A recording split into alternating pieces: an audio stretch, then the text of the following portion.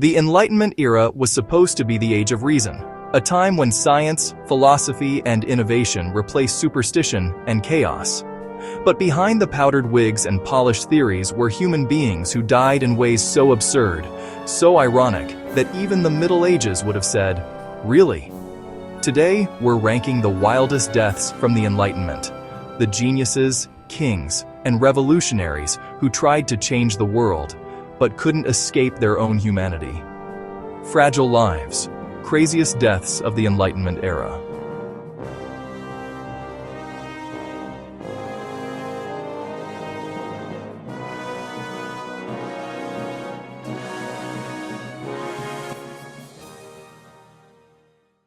In seventh place is Alan Ramsay, the Scottish physician who believed passionately in early smallpox inoculation. He convinced the public it was safe, and to prove it, he inoculated himself during an outbreak. Instead of gaining immunity, he caught a full, deadly case of smallpox. Within days, he was gone. The doctor who tried to defeat a plague became its victim. Science wins big today, but in the 1700s, it could still kill you. At number 6, we have Niels Stensen, also known as Steno, a brilliant scientist who helped found modern geology and anatomy. But he abandoned science entirely to pursue extreme religious self-denial. He refused comfort, refused luxury, and eventually refused food. His body wasted away until he collapsed and died at just 48. A man who explained the laws of the natural world died by breaking every one of them. Number 5 belongs to King George II of Great Britain, the monarch who ruled an empire and commanded armies, yet died on the toilet. One morning in 1760, he sat down in his private bathroom, strained just a little too hard, and suffered a catastrophic aortic rupture.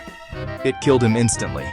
He died on the throne, just not the one history books usually show. In fourth place is Jean-Paul Marat, the fiery voice of the French Revolution. A chronic skin disease forced him to work from a medicinal bathtub, where he spent hours each day writing and plotting. And that's where Charlotte Corday found him. She slipped into his home claiming she had information about traitors. As Marat wrote down her words, she stabbed him in the chest. He died instantly, collapsing into the bloody water.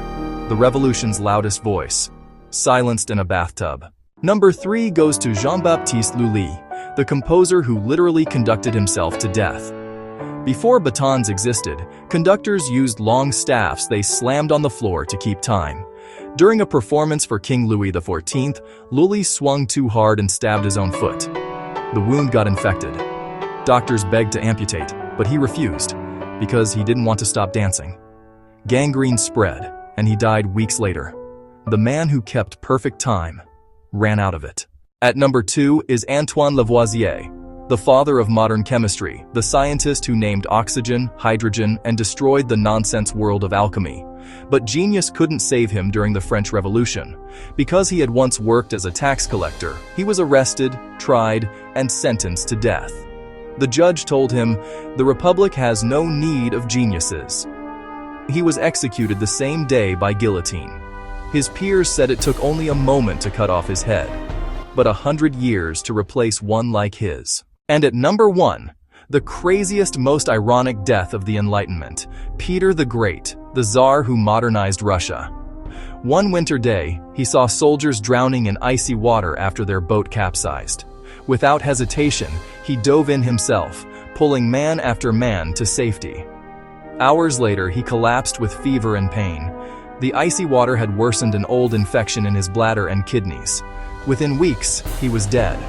The ruler who conquered rebellions, reformed a nation, and reshaped history was killed by an act of courage. These Enlightenment deaths prove one thing. Even in an age dedicated to reason, brilliance, and progress, the people shaping the world were still painfully human. They were heroes, geniuses, and leaders, but they were also fragile lives. Their ideas survived, their bodies didn't. And their endings remind us that no matter how bright the light of reason shines, it can't save anyone from the chaos of life. If you enjoyed this journey through the strangest deaths of the Enlightenment, hit like, tell me which death shocked you the most, and subscribe for more stories of history's most unbelievable endings.